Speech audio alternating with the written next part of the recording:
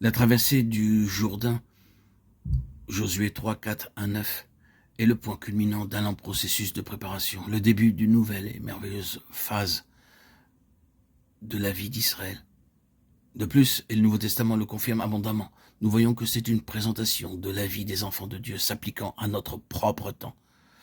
En effet, le Nouveau Testament relate cet incident dans la vie d'Israël et déclare que c'était un type ou un symbole et que sa réelle signification, sa signification spirituelle concerne le chrétien ou celui qui voudrait l'être.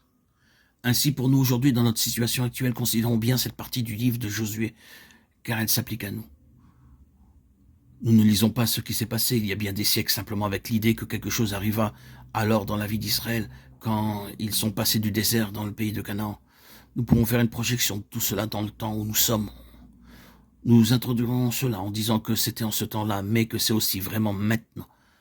C'est ce qui s'est passé, mais c'est comme cela que cela devrait être aujourd'hui. Oui, la chose merveilleuse, c'est que cela peut être vraiment maintenant, en ce moment même, en expérience.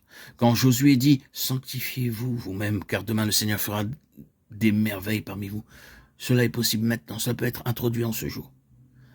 Ainsi, considérons-le de près, car nous nous attacherons à voir plus précisément tout ce que nous avons dit au cours des précédents audios concernant la voie à suivre. Tout d'abord, souvenons-nous de l'objectif qui était en vue dans cette transition, dans cette traversée du Jourdain.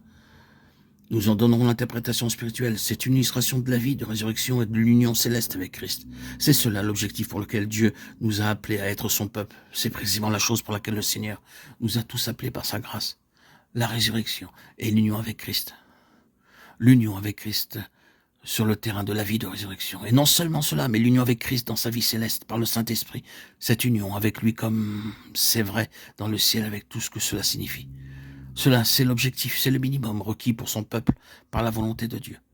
Si nous ne parvenons pas à cette union de résurrection avec le Seigneur Jésus, nous ne sommes parvenus à aucune union du tout.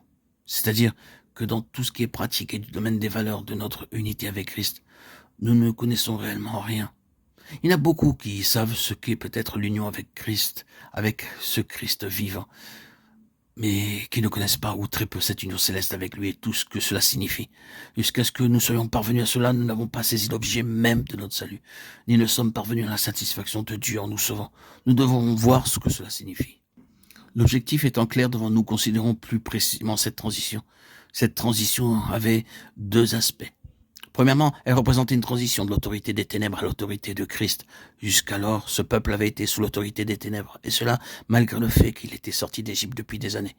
Bien que depuis longtemps hors d'Égypte, l'Égypte venait juste seulement de sortir d'eux. Il est possible pour nous d'être sauvés du monde de manière extérieure, sans être sauvés de lui intérieurement. L'Égypte avait maintenu sa puissance intérieurement en eux au cours de toutes les années de désert. Cette génération était constamment disposée à revenir vers l'Égypte. Que ne sommes-nous morts par la main de l'Éternel dans le pays d'Égypte, murmurait-il. Exode 16:3. Oh, si nous étions restés en Égypte. C'était encore à l'intérieur et il y avait une emprise sur eux. Ils en avaient gardé de souvenirs et s'imaginaient pouvoir être satisfaits là-bas. Ils n'étaient pas complètement et absolument parvenus à cette émancipation qui nous fait voir une fois pour toutes qu'il n'y a absolument rien dans ce monde, rien du tout. La pensée même en est répugnante, elle est haïssable. Cette pensée même signifie désolation. Ils n'étaient pas parvenus à ce stade. Il en est ainsi même chez les chrétiens, car parfois, sous la tension et la pression, ils se mettent à penser qu'il serait bien mieux s'ils revenaient vers le monde. Ils auraient une meilleure vie. Mais le Jourdain avait réglé cela, malgré tout ce qui avait pu être traîné et tapi en eux au cours de toutes les années de désert. C'était fini avec le Jourdain. Cette autorité, cette servitude intérieure était enfin brisée au Jourdain. C'était une transition, la transition complète de l'autorité des ténèbres par analogie à l'autorité de Christ.